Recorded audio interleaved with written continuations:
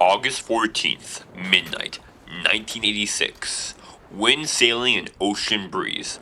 Two prisoners named Vincent Russo and Bobby Pellegrino are escaping on their makeshift raft.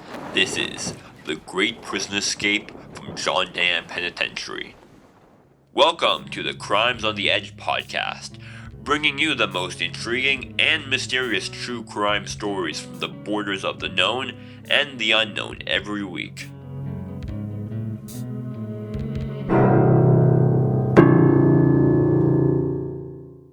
Hi, I'm Sean Teller. And I'm Jeffrey James. So what do you have for us today, Sean? Well, Jeff, today we have the Great Prison Escape from Johndam Penitentiary. So let's get into it. Let's. So let's go back to 1985 in the summertime. So we have our main guy, Vincent Russo, goes by Vinny. Now, Vinny works as an associate for the Caruso family in Detroit. And you gotta understand the times we're living in. It's the war on drugs, and we got the Pizza Connection trial. Right, the Pizza Connection trial, where they traffic heroin through the pizza shops. So mob guys are being very wary of moving these hardcore drugs. But Vinny, he's doing his own thing, where he has some doc guys moving his heroin, and he's been told vehemently not to do this. But anyway, it's June 1st, and he's going to the docks, and BAM! He gets arrested. All of his guys have turned on him. Yeah, before our family moved into Manhattan, we lived in Detroit at the time, and I remember my dad saying as he watched this on the news, "You see this, son? This is what happens when you do bad things. This guy's never gonna see the light of day." Yeah, well, he was wrong. Yeah. But anyway, cut to almost a year later, Vinny is sentenced to 30 to life for drug trafficking, and it's bad. As you know, Jimmy Caruso really did not want anyone trafficking any heroin at all, so Vinny's really worried he's about to be whacked in prison. The prison being? Right. The prison Vinny's sent to is Johndam Penitentiary, which is essentially built into an island in the East River in the Bronx. Nowadays, we know it as White Island, the military base, but back in the 80s, it's this shitty little prison that's housed the greats, such as Nicholas Weiner, the comeback killer, and Jameson Bugale. Right. But anyway, Vinny's real scared that Jimmy's gonna get him. So he gets himself stuck in solitary confinement and all sorts of shit to keep himself protected from the likes of the Caruso family. But he knows he can't do this for long. So this is how the story goes. Apparently, one night, he's in his cell, and he overhears two guards. And they're saying they're turning the heating system off for the summer. And in a flash, he gets this ingenious idea where he's going to escape through the heating pipes and swim to freedom. And now, a word from our sponsor. This episode is brought to you by Dream Brew Coffee, the coffee that dreams are made of.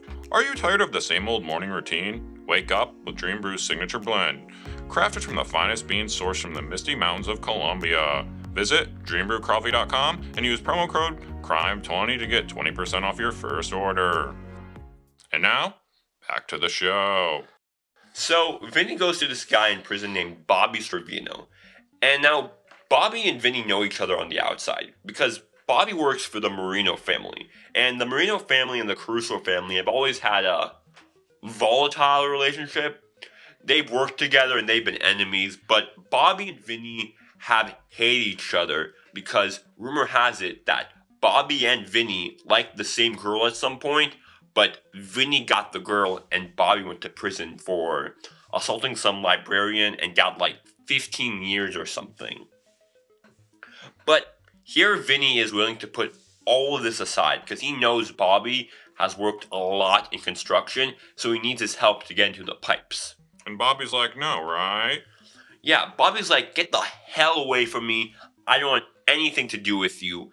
And that should be how the story ends.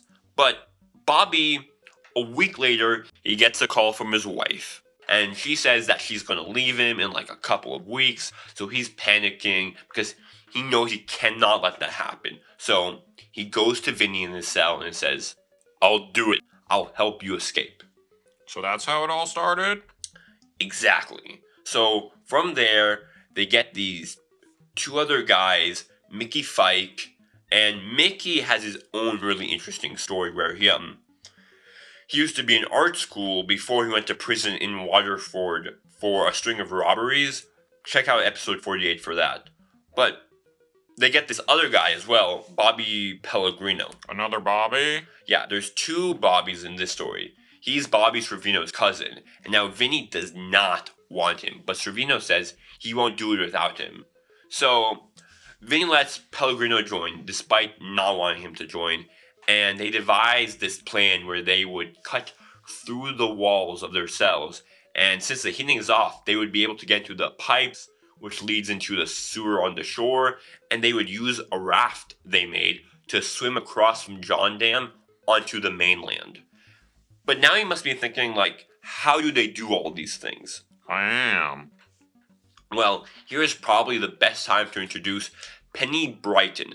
Now, Penny is one of two female guards at this prison, so she's hardened, but here comes Bobby Servino acting like a gentleman.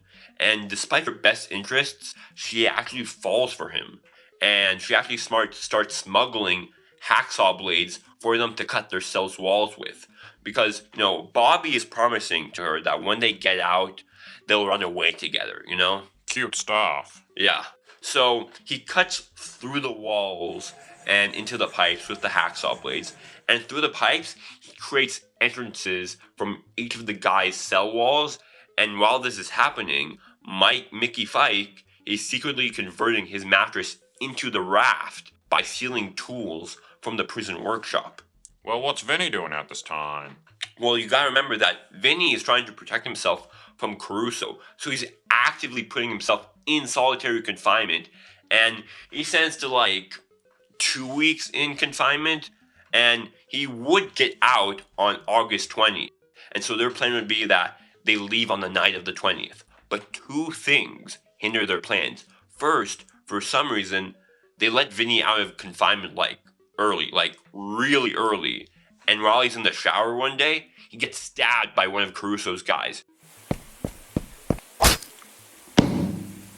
He survives, but he's in the hospital. And what's the other thing? Well, the chief guard, Eric Duckman. Like Senator Duckman? Yeah, this is his father, actually. And he finds out that Penny Brighton is having relations with the inmates, and he fires her.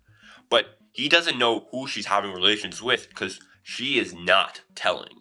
So he starts investigating who it is. So everything is just ramping up. And they realize they need to get out of there. So Vinny's let out of the hospital, and this is the 14th, I think. And he's in so much pain, but he knows they have to go tonight. So it's 10:50 p.m. The guards have left for the night, and they start leaving. Pellegrino starts heading to the pipes. Mickey starts heading into the pipes. And Vinny's in the pipes, and he's just dripping blood. Well, what about Servino? Here's where it gets really interesting. Servino starts to open the entrance he made in his wall, but he can't. It's stuck. He's like, what the hell? So he starts opening the entrance again with the hacksaw. And when he finally opens it, he sees that someone glued his entrance so he wouldn't be able to leave. And by the time he makes it to the shore, at 11:25 p.m., he finds Mickey dead on the shore. And Vinny and his cousin are gone with the raft. He then goes back to his cell, depressed as hell, and the next morning when the prison finds out about this, they grill him, and he essentially reveals everything in hopes of leniency. And he's actually the reason why we know this entire story. But what happened off the shore? Well, on the shore, we can only really speculate what happened based on what we know.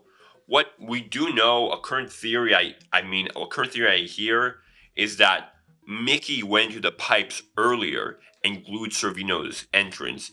And when Bobby Pellegrino found out, he killed him, as Mickey was bashed to death with a rock. But countering that a lot of people question why Mickey would do that. Because didn't Vinny and Servino hate each other? I have a theory. Yeah? Bobby Pellegrino did it. Then why is Mickey dead? Maybe he tripped? Maybe. So what happened to Bobby and Vinny? Well, as for now, no one really knows what happened to them. They are still fugitives on the FBI's most wanted list. We do know that they broke into a clothing store named Nick's Clothing and stole some clothing at one point, but other than that, nothing. Nada. Zilch. And we do know that the statute of limitations do expire for Vinny's crimes in 2045, when he will be like 99.